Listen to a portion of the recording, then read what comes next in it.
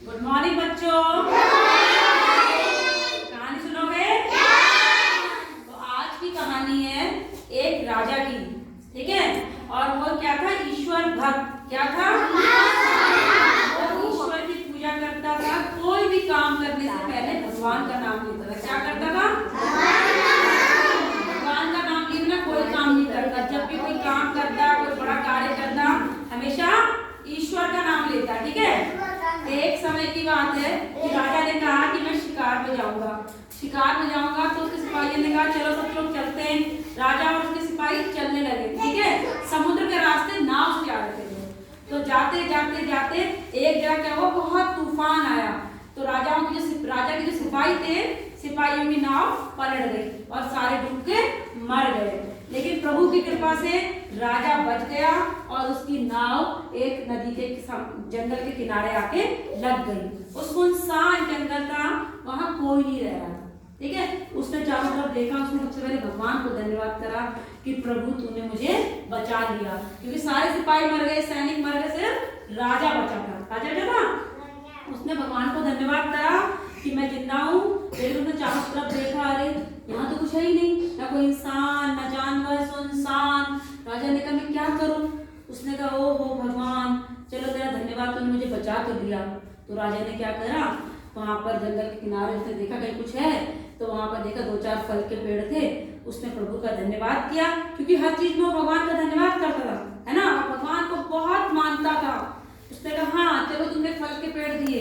उसने फल तोड़े, फल खाए और फिर नदी का पानी पिया। भगवान से कहा प्रभु तेरा धन्यवाद, तूने पेट भरने को मुझे फल तो दिए। अब फल खाके वहीं नदी के किनारे सो गया। रात को सुनसान ठंडी हवा चलती थी, तो बहुत ठंड भी लग रही थी। ऐसे ही करते करते कुछ दिन कटते गए, 1 2 3 4 कई दिन कट गए। अब एक दिन राजा कहीं वहीं टापू में घूम रहा था, तो उसने देखा कहीं घास पड़ी है। उसने घास इकट्ठी करी, कुछ पेड़ की लकड़ियां तोड़ी, अपने लिए एक झोपड़ी बनाई, ठीक है। अब राजा ने कहा मैं झोपड़ी में आराम से रहूंगा, भगवान तेरा धन्यवाद, मुझे जीवन बचा लिया। अब मैं झोपड़ी में रहूंगा, कम से कम रात को ठंड तो नहीं लगेगी, जानवरों का भी डर नहीं रहेगा। उसने झोपड़ी बनाई, उसने फल तोड़े, खाए। उसने कहा मैं रात हो गई, जाता हूँ झोपड़ी में सोने। जैसे ही झोपड़ी में सोने जा रहा था, ऊपर से बिजली गिरी, उसकी झोपड़ी जल गई और खूब तेज आग लगने लगी, लपटें उठने लगी। उसने भगवान मैं तुझे पे इतनी आस्था करता हूँ, इतना तुझे मानता हूँ, और तूने क्या कर दिया बताओ। अब तो मेरा बर्दाश्त के बाहर हो गई। तूने मुझे जंगल में डाला, सुनसान टापू में डाला, मैं भूखे फल खा खा के घूम रहा हूँ, फिर भी मैं तुझे धन्यवाद करता रहा। लेकिन अब ये तो अंत हो गया। अब तुमने बताओ, मैंने घास की झोपड़ी बनाई, वो भी तुमने जला दी। क्या कर दिया भगवान तुमने मेरे संग? अच्छा नहीं करा मेरे संग। मैं तुम पे इतना विश्वास करता हूँ और तुमने मेरी झोपड़ी जला दी। इतना बड़ा राजा जंगल में तुमने रखा, मैं रह रहा हूँ, और तुमने मेरी झोपड़ी जला दी। राजा बहुत गुस्सा, उसका भगवान से उल्टा सीधा कहने लगा। उसका सब्र खत्म हो चुका था। वो जोर जोर चीखने लगा, जमीन पे लेट गया। तभी उसने दूर से देखा 2 आदमी आवाज दे रहे हैं, अरे ओ भैया, अरे ओ भैया। वो कुछ फिर भी भगवान से नाराज होता रहा। फिर बोले ओ भैया, ओ भैया। उसने देखा कि 2 आदमी आवाज दे रहे हैं और दौड़ दौड़ के आ रहे हैं। उठ के बैठ गया, अरे इस सुनसान टापू जंगल में मुझे आवाज देने के 2 इंसान कहाँ से आ गए? वो उठ के बैठा। उससे पहले तो बहुत ताज्जुब हुआ। उसने भी उठ के देखा। उसने कहा हाँ है तो ये इंसान ही, और मैं सपना नहीं देख रहा हूँ। उसने कहा हाँ भैया। बोला भैया तुम यहाँ जंगल में हो, हम तुम्हें बचाने आए। उसने कहा अच्छा मुझे बचाने आए हो? उसने कहा अरे चमत्कार। तो उसने कहा हाँ भैया, हम लोग अपनी शिप लेके जा रहे थे यहाँ से।